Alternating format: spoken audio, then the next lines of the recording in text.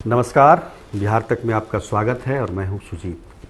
पटना में एक घटना घटी है जिसका जिक्र करना यहाँ बेहद ज़रूरी है।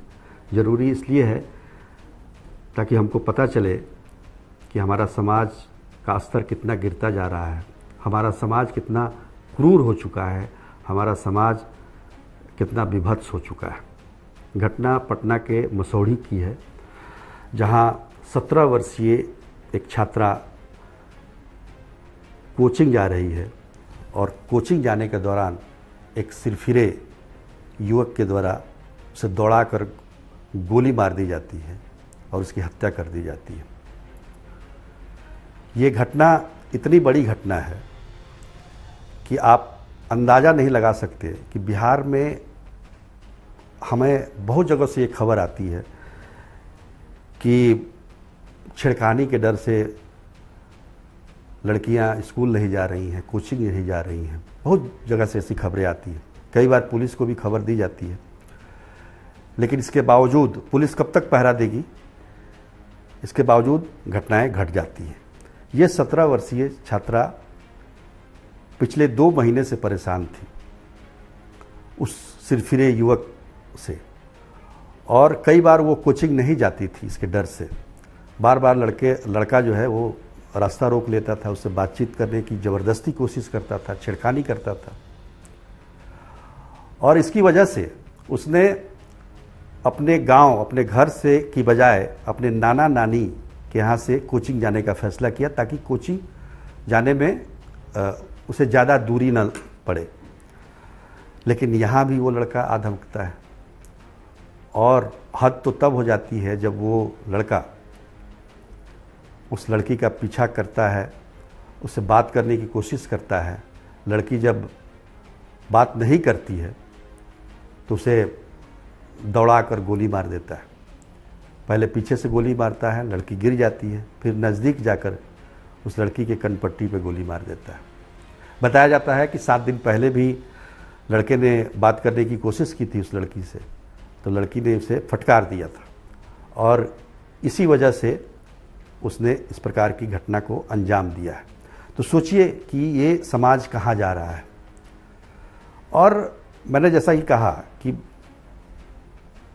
इस तरह की घटनाएं, जो छेड़खानी की घटनाएं हैं, वो गांव देहात से लेकर कस्बों तक फैली हुई है, और हर जगह से ये खबर आती है कि बच्चियां स्कूल नहीं जा पाती हैं डर के मारे, छेड़खानी के डर से। लेकिन सरकार की तरफ से या पुलिस की तरफ से कोई कारगर कदम नहीं उठाया जाता है। ठीक है, उस समय कुछ पुलिस वाले तैनात हो जाते हैं, लेकिन ऐसे छेड़खानी करने वाले जो मनचले हैं उनको गिरफ्तार करके उनकी अच्छी खातिरदारी करने की ज़रूरत है ताकि इस प्रकार की घटनाएं ना घटे। लेकिन ये घटना तो अपनी पराकाष्ठा पे है। आप देखिए, जो लड़की अगर बात नहीं करेगी तो आप गोली मार देंगे। ये तो मतलब ये दर्शाता है कि हमारा समाज का स्तर कितना गिर गया है। प्रेम का मतलब ही है प्रेम, उसमें गोली कहाँ से आ गई, उसमें पिस्तौल कहाँ से है, उसमें हत्या कहाँ से आ गई। लेकिन अगर हम गौर करें, बात करें, तो पटना प्रेम प्रसंग की हत्या में अव्वल नंबर पे है। ये हम नहीं कह रहे हैं, ये राष्ट्रीय अपराध रिकॉर्ड ब्यूरो की रिपोर्ट है। 2022 की जो रिपोर्ट आई है उसमें पटना प्रेम प्रसंग के मामले में सबसे ज़्यादा हत्याएं कराने वाला शहर है। ये जो आंकड़ा जारी किया गया है, ये देश के 19 महानगरों में के आंकड़े को एकत्रित कर फिर ये निष्कर्ष निकला है कि पटना में सबसे ज़्यादा प्रेम प्रसंग की हत्याएं हुई। 2022 की बात करें तो पूरे पटना में 107 हत्याएं हुई, जिसमें से 26 हत्याएं प्रेम प्रसंग को लेकर हुई। अगर इसका प्रतिशत निकाला जाए तो ये 24.2% होता है, जो कि देश में सबसे ज़्यादा है महानगरों में।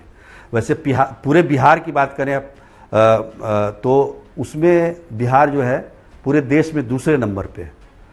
बिहार में 2022 में कुल 2930 हत्याएं होती हैं, जिसमें से 171 हत्याएं प्रेम प्रसंग में होती हैं। प्रेम प्रसंग के मामले में पूरा बिहार दूसरे नंबर पे है और पटना महानगर जो है महानगरों में पहले नंबर पे है। दूसरा नंबर बिहार है तो पहले नंबर पर उत्तर प्रदेश है। तो उत्तर प्रदेश में आप समझिए कि बड़ा राज्य भी है और हत्याएं भी वहाँ पर ज़्यादा होती हैं। पर बिहार में या ख़ास तौर पर पटना में अगर 2021 से 22 की हत्याओं का तुलना करें पटना की, तो 40% की बढ़ोतरी हुई है। तमाम तरह की सुविधाएं पुलिस को दी गई हैं, थाने पर थाने खुलते जा रहे हैं, पुलिस की संख्या बल भी बढ़ाई जा रही है, बावजूद इसके अपराध पर नियंत्रण नहीं है। अब इस बात को जो भी विपक्ष में रहता है, जो भी पार्टी, बिहार में तो विपक्ष बदलता रहता है ना, तो जो भी विपक्ष में रहेगा तो वो अपराध की घटनाओं को उठाएगा। आज बीजेपी इस मामले को उठा रही है, कल तक आरजेडी इस मामले को उठाती थी। तो जो विपक्ष में रहता है उसको उठाता है। लेकिन सरकार में चले जाइएगा तो आपके पास संवेदना के एक शब्द नहीं होंगे। आप ये भी नहीं कहेंगे कि ये बहुत विभत्स घटना है, और पुलिस पर ये भी दबाव नहीं डालेंगे सरकार की तरफ से कि जल्दी से जल्दी उस सिरफिरे युवक को गिरफ्तार किया जाए जिसने इस घटना को अंजाम दिया है। जबकि इस घटना का सीसीटीवी फुटेज है, उसको आप देख सकते हैं कि किस प्रकार से लड़की को वो पीछे से आके वो मारता है और फिर उसको दौड़ा के फिर दोबारा गोली चलाता है। तो कहने का मतलब ये है कि केवल राजनीतिक तौर पर आप पक्ष में है विपक्ष में है उसको लेकर आप सवाल उठाएंगे। आज इतनी बड़ी घटना पटना में हो गई पर सब मौन है। लोकसभा में जरूर रामकृपाल यादव जो कि सांसद हैं पाटलिपुत्र के बीजेपी के, उन्होंने इस मामले को जरूर उठाया और अपराधी को जल्द से जल्द गिरफ्तार करने की मांग की और कहा कि बिहार में अपराधी बेलगाम हो गए हैं जब से महागठबंधन की सरकार आई है। तो खैर ये घटना जो हुई है उसको लेकर कोई भी, वो पक्ष हो या विपक्ष हो, सबको इसकी कड़ी से कड़ी निंदा करनी चाहिए और समाज हमारा कहाँ जा रहा है इस पर चिंतन करना चाहिए कि आखिर उस लड़की का क्या कसूर था। वो पढ़ना चाहती थी, वो कोचिंग जा रही थी और इस प्रकार से आप घेर कर उसको गोली मार देंगे। तो ये सोचने की ज़रूरत है, सोचने का समय है। आप भी सोचिए, हम भी सोच रहे हैं कि इस प्रकार की घटना आगे ना घटे और हमारे समाज का जो स्तर गिरता जा रहा है उस स्तर को और ना गिरने दें, इस पर विचार करने की ज़रूरत है। आज के लिए इतना ही, तब तक के लिए नमस्कार।